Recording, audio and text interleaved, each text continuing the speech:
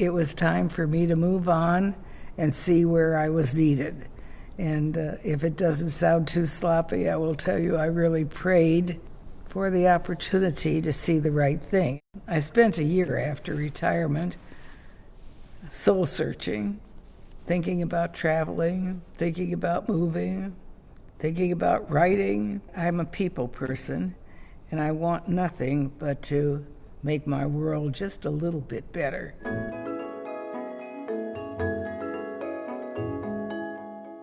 I was born in Gary, Indiana, among the steel mill people. My mother was an ex-opera singer.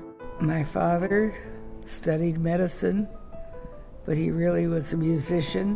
What my family taught me was that the truth wins, that if you give, you get back. I loved my father, and he said at the dinner table one night, "Myra," I was, I think maybe 4 years old. "Now, what do you want to be when you grow up?" And I said, "In charge." Grandma was in the real estate development business, and she asked me if I wanted to go into business. She said, "Now you think about something that you want to do, you think you could do well, and other people need or want." Slammed the door and said, "We'll have lunch and talk about it." I made paper products for parties, party hats and party cups that you put fudge in. I'd even dance for them, my gypsy dance, and I'd charge 10 cents. Well, I will tell you, that price is up now.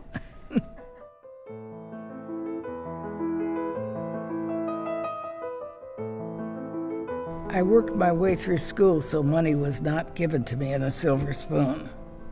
It was the time that women were not easily breaking the glass ceiling. It was the time when women were shy about speaking up and working hard. They worked hard, but they worked in the back room, and I used to tell them they'd come out front anytime. My major career in the business of advertising and marketing was in Chicago on Michigan Avenue, in the John Hancock building. I used to work in my office in Chicago till 10, 11 o'clock at night and get there at 7 o'clock in the morning. Never thought of the time. When I started my own business, I made an investment of $200. I was 24 years old, and at the end of 1 year, we netted $1 million.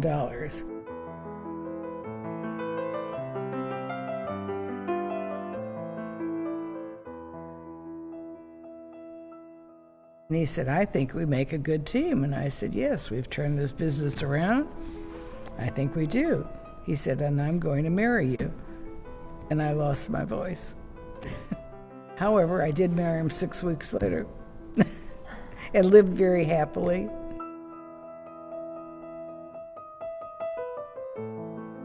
He wanted to go fishing and he wanted to continue writing.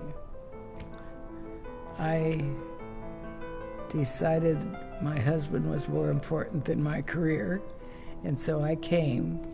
We moved to Marco Island among the rosy spoonbills. I couldn't live in the area unless there was more arts. He said, "We'll do something about it."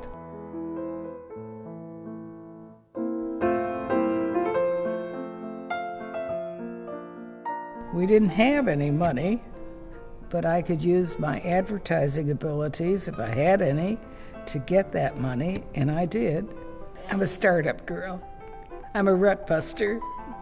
That was the title of my book, Rut Buster.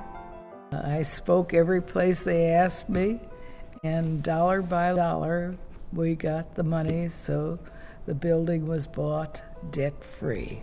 I think if my husband were around, I might not have been as ferocious.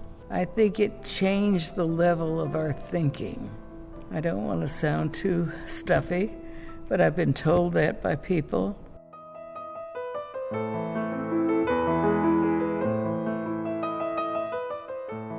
I've been very fortunate to team up with the Salvation Army, and they're letting me chair the youth center that we're doing for latchkey children. I'm just madly in love with the project.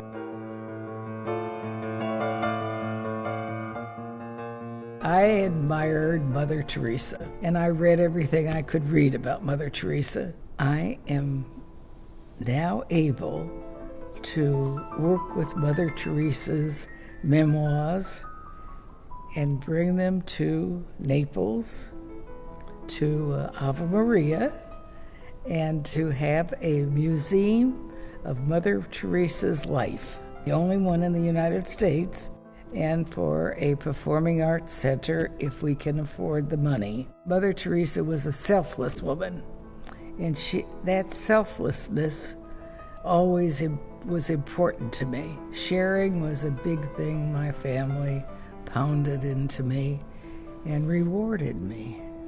I believe I have lived my life helping people, and I want to live my life to the last